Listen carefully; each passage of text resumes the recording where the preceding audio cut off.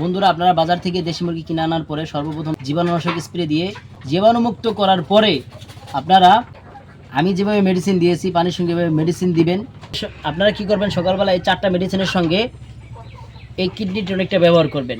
এরপরে দুপুরবেলা এই 4টা মেডিসিনের সঙ্গে এই লিভার টনিকটা ব্যবহার করবেন।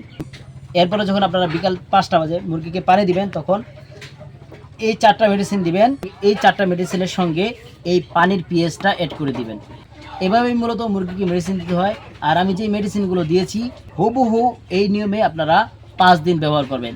ইনশাল্লাহ আপনারা খামার করে লাভবান হতে পারবেন এবং আপনাদের মুরগিগুলো সুস্থ থাকবে। বন্ধুরা, এখন আমি এই মেডিসিনের পানিগুলোকে মুরগিকে দিয়ে দিব। মুরগিকে পানি দেওয়ার আগে অবশ্যই আপনারা পাত্রগুলো খুব ভালো করে পরিষ্কার করে নেবেন। এই দেখেন বন্ধুরা, দেশি মুরগিগুলো কিন্তু আমার কি কালারফুল, মাশাআল্লাহ, খুবই সুন্দর।